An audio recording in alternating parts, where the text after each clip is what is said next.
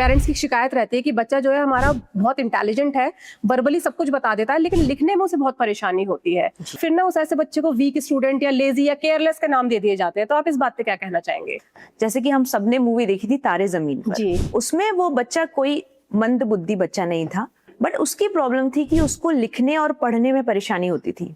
Parents को और teachers को लगता था कि ये झूठा है, पढ़ना नहीं चाहता है, और फिर उसे बोर्डिंग में भेज दिया। और अल्टीमेटली ये हुआ कि उसका पढ़ाई से इंटरेस्ट हट गया और उसका कॉन्फिडेंस बिल्कुल खत्म हो गया। जी। तो डिसलेक्सिया एक कंडीशन है जिसमें बच्चों को लिखने में और पढ़ने में प्रॉब्लम होती है। पेरेंट्स में ना बहुत ज्यादा एक आदत है कंपेयर करने की, अब से नहीं पहले से चली आ रही है। तो इससे बच्चे के कॉन्फिडेंस पे कितना असर पड़ता है? यही प्रॉब्लम ही है। पहले हम सिर्फ कॉलोनी के लोगों से मिलते थे तो फिर भी 8-10 बच्चे होते थे जिनसे हमारा कंपैरिजन होता था। अब सोशल मीडिया आने की वजह से एक बच्चे का कंपैरिजन यूके यूएस के बच्चों से भी हो रहा है। हम एक रेस में लगे हुए हैं, उस रेस में जो फर्स्ट है वो ठीक है और जो रह गया पीछे वो बेकार है।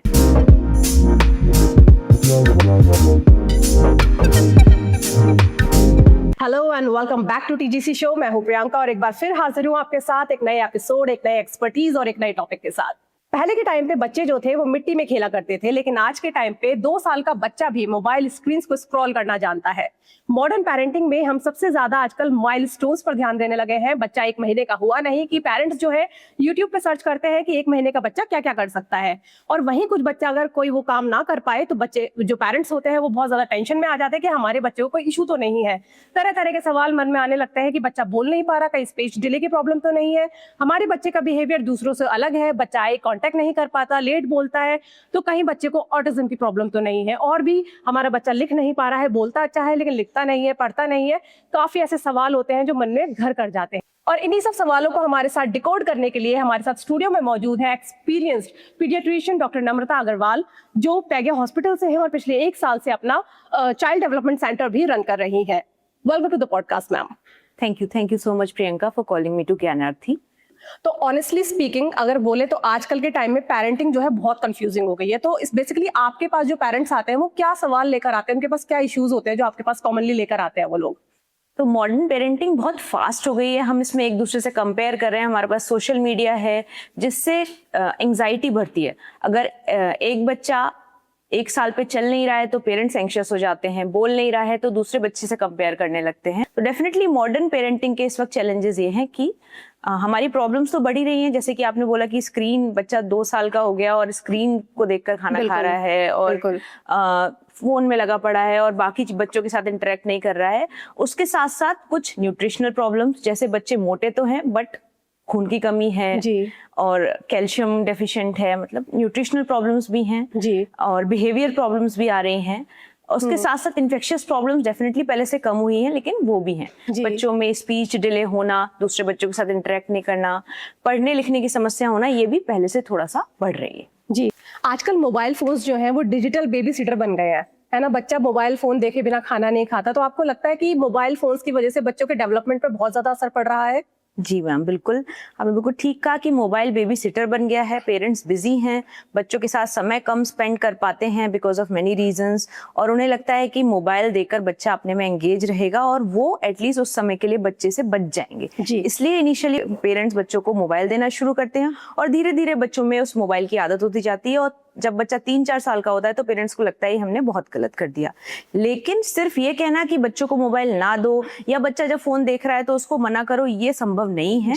बच्चे पेरेंट्स को देख कर सीखते हैं। तो अगर आप चाहते हो कि आपका बच्चा फोन ना देखे तो आपको घर में वो माहौल सेट करना पड़ेगा जिसमें आप भी अपना स्क्रीन टाइम लिमिट करें। सपोज आप ऑफिस से घर आ रहे हैं तो उस वक्त आप भी फोन यूज ना करें और आप लोग मिलकर एक फैमिली टाइम स्पेंड करें।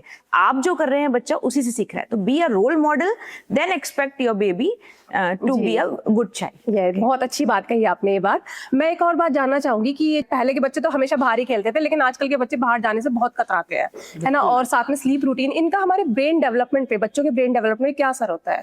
तो ब्रेन डेवलप ना ही किसी दवाई से होता है और ना ही किसी जड़ी बूटी से हो सकता है। ब्रेन डेवलप एक्चुअल होता है आपके माहौल से, उसमें क्या एक्टिविटीज हो रही हैं। तो पहले समय में बच्चे स्कूल जाते थे और बाहर खेलते थे, इसके अलावा और कुछ मीडिया और कोई डिस्ट्रैक्शन नहीं था। तो हम जब बाहर की एक्टिविटी, दूसरी दुनिया से इंटरेक्ट करते हैं, दूसरे बच्चों को एक्टिविटीज करते हुए देखते हैं, तब जी। ब्रेन डेवलप होता है। मतलब एनवायरनमेंट में क्या उसको स्टिमुलेशन मिल रहा है, उससे ब्रेन डेवलप होता है। दूसरा, अच्छी डाइट से ब्रेन डेवलप होता है। आपका बैलेंस डाइट होनी चाहिए, प्रोटीन्स, विटामिन, मिनरल्स एक अच्छे अमाउंट में होने चाहिए, जी। तब ब्रेन को न्यूट्रिशन मिलता है और ब्रेन डेवलप होता है। और तीसरा सबसे इंपॉर्टेंट, स्लीप। बच्चे के न्यूबॉर्न पीरियड से लेकर और अर्ली ईयर्स 5 ईयर्स तक ब्रेन डेवलप होता है, उसमें स्लीप का बहुत बड़ा रोल है। स्लीप एक अनइंटरप्टेड स्लीप होनी चाहिए। अगर बच्चा सो नहीं रहा है तो डेफिनेटली ब्रेन डेवलप नहीं हो पाएगा। तो ब्रेन डेवलपमेंट के 3 ये सबसे इंपॉर्टेंट चीजें हैं कि good environment, good food and good sleep. अगर ये 3 चीजें हम बच्चे को दे पा रहे हैं तो हमारे बच्चे का ब्रेन डेवलपमेंट डेफिनेटली बहुत बेहतर होगा। जी, मतलब मुझे लगता है कि हर मॉडर्न पेरेंट को ये बात पता होनी चाहिए। अब एक और नए टॉपिक पर आते हैं, जिसके लिए अवेयरनेस काफी कम है, कि बच्चा लेट बोल रहा है, बच्चा आई कांटेक्ट नहीं कर रहा है, बच्चा आप नाम लेके बुलाते हो तो वो रिस्पॉन्ड नहीं कर रहा है। तो लोग बोलते हैं कि कॉमन है, नॉर्मल हो जाएगा, बच्चे तो लेट बोलते हैं, टाइम के साथ सही हो जाएगा। लेकिन आपको लगता है कि ये कॉमन है या फिर एक जो हमारी बीमारी होती है ऑटिज्म उससे संबंधित है? फर्स्ट ऑफ ऑल, ऑटिज्म बीमारी नहीं है मैम जी। ऑटिज्म एक न्यूरो डाइवर्सिटी है। इसको मैं ऐसे समझाऊंगी कि जी। जैसे कि हमारी पृथ्वी पे हर पौधा अलग है, जी। हर एनिमल अलग है, हर इंसान अलग है। इसीलिए भगवान ने कुछ 10% लोग न्यूरो डाइवर्स बनाए हैं। इसका मतलब ये है कि वो दुनिया को हमसे, आपसे, हम लोग बोलते हैं हम न्यूरोटिपिकल हैं, उससे अलग तरीके से दुनिया को परसीव करते हैं। तो ऑटिज्म जो टर्म आया वो 1911 में आया। उन्होंने बोला कि ऑटिज्म इज अबाउट सेल्फ। जी। बच्चा अपनी चीजों में एंगेज रहता है और दूसरी चीजों पे ध्यान नहीं दे रहा होता है। जी। जब बच्चा 2 से 3 साल का होता है तो पेरेंट्स यूजुअली ओपीडी में आते हैं और कहते हैं कि मैम बच्चा आई कांटेक्ट नहीं करता है, जी। बोलता कम है या सिर्फ अपने मतलब की चीजों के लिए बोलता है। हम आवाज देते हैं तो कभी सुनता है, कभी नहीं सुनता है, जी। और दूसरों के बच्चों के साथ खेलना पसंद नहीं करता है। फिर जब बच्चा थोड़ा बड़ा होता है तो चाहे वो थोड़ा बहुत बोलने लगता है, लेकिन उसके अंदर रिपीटेटिव एक्टिविटी, मतलब एक चीज को बार बार करना, वो हैंड फ्लैपिंग हो सकता है, पंजों पे चलना हो सकता है, इधर से उधर भागना हो सकता है, ये रिपीटेटिव एक्टिविटीज बढ़ती जाती हैं। फिर जब बच्चा थोड़ा बड़ा होता है, 8-10 साल का होता है, तो चाहे वो बोलने लगता है, स्कूल जाने लगता है, लेकिन फिर भी वो दोस्त कम बना पाता है और बच्चों से सोशल इंटरेक्शन कम करता है। और क्योंकि वो अपनी चीजों में ज्यादा केंद्रित है तो थोड़ा ब्रेन डेवलपमेंट उसका पीछे रह जाता है। और यही बच्चे जब बड़े होते हैं तो इनके अंदर मेंटल हेल्थ प्रॉब्लम लाइक साइकोसिस, एंजाइटी और ऑब्सेशंस देखने को मिलते हैं। जी। और एज अ डॉक्टर हमारा एम रहता है कि बच्चे के अंदर जो बाद में प्रॉब्लम्स आनी है, जो मेंटल हेल्थ प्रॉब्लम्स आनी है, और जो उसके वीकनेस कि बच्चा दूसरों से इंटरेक्ट नहीं कर रहा है, सोशल नहीं हो रहा है, उसकी वजह से जो परेशानियां उसको शॉर्ट टर्म में प्रॉब्लम्स आ रही हैं, वो ठीक हो सके। अगला सवाल है स्पीच डिले। तो ब्रेन का डेवलपमेंट इज लाइक रोड बनाना। जी। जब बच्चा पैदा होता है तो सिर्फ रोता है और दूध पीता है। बिल्कुल। धीरे धीरे ब्रेन के अंदर न्यूरल कनेक्शन जिन्हें हम साइनेप्स बोलते हैं वो होते हैं। और ब्रेन जब मैच्योर होता है तो जैसे कि पहले 3 महीने में बच्चा गर्दन संभालता है, फिर 6 महीने में बच्चा बैठता है और 1 साल में चलता है। ये स्टेप बाय स्टेप होता है। मतलब अगर बच्चे ने गर्दन नहीं संभाली तो वो बैठेगा नहीं, बैठा नहीं तो चलेगा नहीं। इसी तरीके से लैंग्वेज का डेवलपमेंट, स्पीच एक कम्युनिकेशन का हिस्सा है। मतलब जब बच्चा 3 मंथ्स का होता है तो अपनी मदर की तरफ देखने लगता है, स्माइल करने लगता है। 9 महीने पे बच्चा बैठते हुए एक टॉय के साथ खेलता है, अपने पेरेंट्स के साथ खेलता है, एक जॉइंट अटेंशन डेवलप करता है। और 1 साल पर कुछ वर्ड्स लाइक मम्मा, पापा, जब वो पेरेंट्स को देख रहा होता है तो उनको देखकर सीखता है। ऑटिज्म के बच्चों में क्या होता है कि वो अपनी चीजों में इन्वॉल्व हैं और दूसरी चीजों में ध्यान नहीं दे रहे हैं। चूंकि वो बच्चा, उसका अटेंशन स्पैन सिर्फ अपने चीजों में, सेल्फ में केंद्रित है, इसलिए उसकी एक समझदारी नहीं बन रही है और इस कारण वो नहीं बोल रहा है। जी। तो हमें as a parent, as a doctor ये देखना है कि प्रॉब्लम अगर स्पीच डिले की है तो क्या बच्चा दूसरी चीजों में ध्यान दे रहा है, क्या अपने माँ बाप को वो देख रहा है उनकी, और वो किस तरीके से किस सिचुएशन में रिएक्ट कर रहे हैं, उन चीजों पे ध्यान दे रहा है। अगर ये सब कर रहा है तो हम उसे स्पीच डिले कहते हैं। और अगर प्रॉब्लम यही है कि बच्चा कनेक्टेड नहीं है, अपनी चीजों में लगा पड़ा है, इधर से उधर भागे जा रहा है, तो वो सिर्फ स्पीच की प्रॉब्लम नहीं, it's a problem of communication. और ये जो प्रॉब्लम है ये ऑटिज्म में मिलती है, इसीलिए इसका इंटरवेंशन अलग होता है। लाइक पेरेंट्स को कब तक वेट नहीं करना चाहिए? लाइक ऐसा कौन सा टाइम आ जाता है कि अब प्रोफेशनल हेल्प ले लेनी चाहिए पेरेंट्स को? तो जैसे मैंने बोला कि ब्रेन का फिजिकल डेवलपमेंट भी सीक्वेंस में होता है। जैसे कि मैंने बोला कि 3 मंथ्स में बच्चा गर्दन संभाल रहा है, अगर बच्चा 6 महीने तक गर्दन नहीं संभाल रहा है तो इट्स अ रेड फ्लैग, आपको डॉक्टर को दिखाना है। अगर बच्चा 1 साल तक बैठ नहीं रहा है तो आपको डॉक्टर को दिखाना है, क्योंकि नॉर्मली बच्चे 6 से 8 महीने पे बैठने लगते हैं। और अगर 1.5 साल का बच्चा चल नहीं रहा है तो डॉक्टर को दिखाना है। ये है फिजिकल डेवलपमेंट के रेड फ्लैग्स। और यही लैंग्वेज या सोशल कम्युनिकेशन में हम बोलेंगे कि अगर बच्चा 1 साल तक मम्मा पापा इस तरीके की बैबलिंग नहीं कर रहा है, 1.5 साल तक एक वर्ड भी मतलब का नहीं बोल रहा है, और 2 साल तक 2 वर्ड्स जैसे दे दो इस तरीके के नहीं बोल रहा है, तो अब वेट नहीं करना है और प्रोफेशनल हेल्प आपको लेनी है और बच्चे का प्रॉपर असेसमेंट कराना है। जी, एक बहुत कॉमन सा सवाल रहता है कुछ पेरेंट्स का कि मेरा बच्चा ना अपनी ही दुनिया में रहता है, तो इस बात को पेरेंट्स को कैसे समझना चाहिए? मैंने जैसे बताया मैम कि बच्चा अगर सिर्फ अपने इंटरेस्ट में केंद्रित है तो वो दूसरी चीजों को जब देखेगा नहीं तो उसमें समझदारी नहीं बनेगी, और इससे ब्रेन डेवलपमेंट उसका उस सिचुएशन के लिए नहीं बन पाएगा। तो अगर आपको लग रहा है कि बच्चा, आप उसे आवाज देते हैं नहीं रिस्पॉन्स कर रहा, लेकिन जब यूट्यूब पे उसकी फेवरेट पोएम चली तो वो तुरंत आ गया, इसका मतलब ये है कि बच्चा जो है अपने इंटरेस्ट में ध्यान दे रहा है और आपके इंटरेस्ट में ध्यान नहीं दे रहा है। It's a big red flag, आपको दिखाना है। और अगर बच्चा कुछ पहले करता था, सपोज पहले बच्चा मम्मा पापा दादा 2-3 वर्ड्स बोलने लग गया था, लेकिन अब उसने बोलना कम कर दिया, तो it's a big red flag कि जो करता था वो भी नहीं कर रहा है, तब आपको प्रोफेशनल हेल्प लेंगे। जी, तो ये जो ऑटिज्म होता है ये हर चाइल्ड में अपने अलग अलग तरीके से डिफरेंट पैटर्न्स देखने को मिलते हैं, या सेम सिम्टम्स हमें हर बच्चे में देखने को मिलते हैं? हाँ मैम, ऑटिज्म जैसे मैंने बोला कि सिर्फ 70% केसेस में बच्चे का फिजिकल डेवलपमेंट ठीक चल रहा होता है और सिर्फ कम्युनिकेशन की प्रॉब्लम होती है, उसमें बच्चे के चलना फिरना और उसके ब्रेन में कोई इंजरी नहीं होती है। कुछ बच्चों में genetic problems like fragile legs, rate, अलग अलग जेनेटिक कंडीशंस होती हैं जिसमें भी ऑटिज्म के सिम्टम्स हमें मिलते हैं, तो वो डॉक्टर आपका बच्चे को एग्जामिन करके बता सकता है। जी।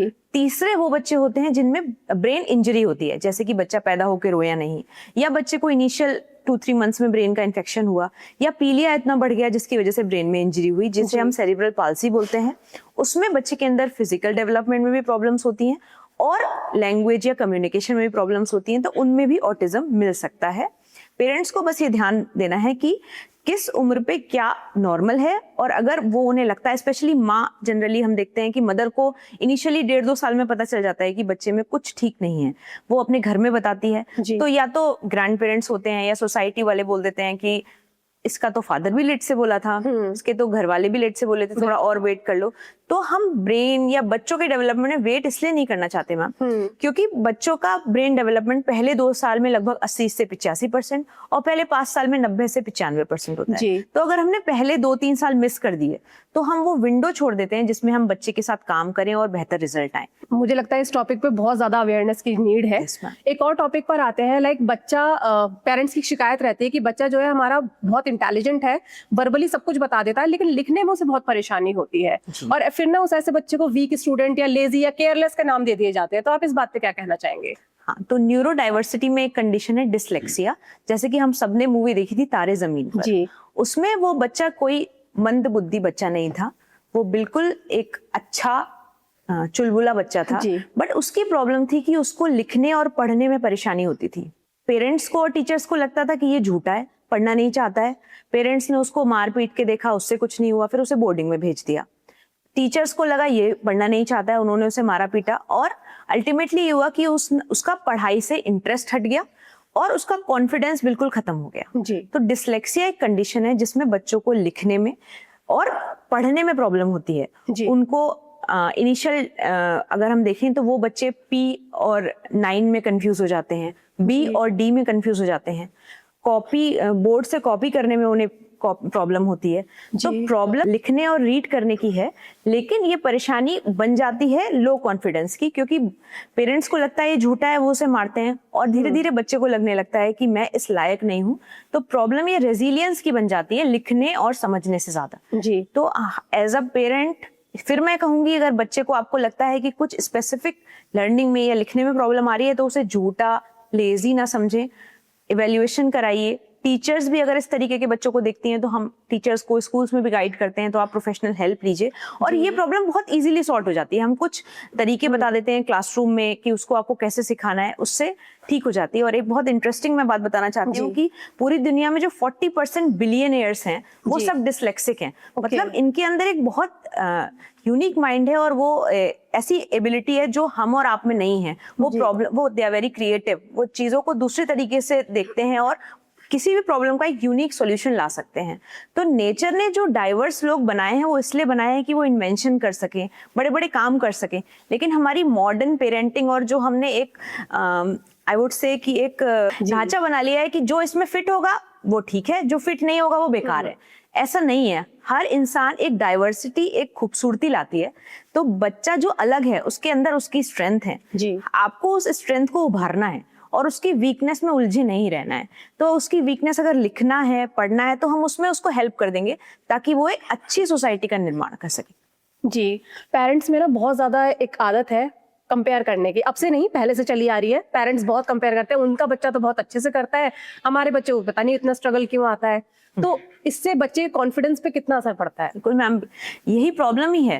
पहले जब हमारी सोसाइटी संकुचित थी, हम सिर्फ कॉलोनी के लोगों से मिलते थे, तो फिर भी 8-10 बच्चे होते थे जिनसे हमारा कंपैरिजन होता था। अब सोशल मीडिया से आने की वजह से एक बच्चे का कंपैरिजन यूके यूएस के बच्चों से भी हो रहा है। तो कंपैरिजन का लिमिट पहले से बहुत ज्यादा बढ़ चुका है और फिर मैं कहूंगी कि हम एक रेस में लगे हुए हैं। उस रेस में जो फर्स्ट है वो ठीक है और जो रह गया पीछे वो बेकार है। बिल्कुल। तो हमें इस सोसाइटी को एक ढांचे, एक रेस से निकालकर ये देखना है कि ये बच्चे जिनको हम देखते हैं, जिनको हम पालते हैं, जो टीचर्स बच्चों को पढ़ाते हैं, उनमें हर बच्चे की एक यूनिक स्ट्रेंथ है, एक कुछ उसकी वीकनेस है। तो उनकी वीकनेस उसकी स्ट्रेंथ पे हावी ना हो जाए और हम एक रेस से आगे आ सकें। ये एक समय है कि हम थोड़ा सा स्लो हो और सोचें कि आखिर हम जिस रेस में भाग रहे हैं उसका अंत क्या है। क्या हम एक लूप में बस एक दूसरे के पीछे लगे पड़े हैं? तो as a parent, as a doctor, मैं बस यही बोलना चाहूंगी कि एक रेस से हटें, अपने बच्चे को समझें, उसके साथ समय दें। उस बच्चे को गैजेट्स की जरूरत नहीं है, आपके समय की जरूरत है। जब आप उसे समय देंगे तो आप समझ पाएंगे कि एक्चुअल में बच्चा कहाँ स्ट्रगल कर रहा है और किस चीज में अच्छा है, और जिस चीज में आपको प्रॉब्लम लगती है आप प्रोफेशनल हेल्प लीजिए और एक बेहतर सोसाइटी का निर्माण करें। बिल्कुल, मेरे को लगता है कि हर पेरेंट और टीचर को ये बात समझनी बहुत जरूरी है कि उन्हें एक बच्चे को समझना चाहिए, उसे कंपेयर नहीं करना चाहिए। एक बहुत इंपॉर्टेंट टॉपिक पर आऊंगी मैं कि वैक्सीनेशन को लेकर पेरेंट्स बहुत कंफ्यूज रहते हैं। सोशल मीडिया की वजह से तो बहुत ज्यादा कंफ्यूजन हर इंसान में आ गई है। तो आपको क्या लगता है कि चाइल्ड डेवलपमेंट के लिए वैक्सीनेशन कितनी जरूरी है? वैक्सीनेशन तो एक आई वुड से बून है हमारी सोसाइटी के लिए। जब वैक्सीन्स नहीं थी, हम सबको पता है कि स्मॉल पॉक्स कितनी जानलेवा बीमारी थी। बिल्कुल। और जब वो 1978 में इरेडिकेट हुआ तो मतलब it was a shift in humanity कि स्मॉल पॉक्स की वजह से मिलियंस लोग मर जाते थे। इसी तरीके से धीरे धीरे हम सब ने देखा पोलियो। पहले पोलियो किस तरीके से लोगों को क्रिपल कर देता था, हमेशा के लिए वो अपंग बन जाते थे। तो गवर्नमेंट ने इतना अच्छा पल्स पोलियो प्रोग्राम लॉन्च किया जिसकी वजह से आज इंडिया पोलियो इरेडिकेट कर पाया। इसी तरीके से बच्चे को शुरू के 5 साल में कुछ जानलेवा बीमारियों के अगेंस्ट हम टीकाकरण करते हैं जो बहुत ज्यादा आई वुड से जानलेवा बीमारियां हैं, like diphtheria, pertussis, tetanus, polio, TB. और उनके टीके गवर्नमेंट हॉस्पिटल में लगते हैं और जो सभी को लगवाना बिल्कुल अनिवार्य है, क्योंकि अगर ये बीमारियां हमारे बच्चे को होती हैं तो उसके बचने के चांसेस बहुत कम हो जाते हैं। और हम सब जानते हैं कि वैक्सीन के बाद ये सारी बीमारियां बहुत कम हो गई हैं।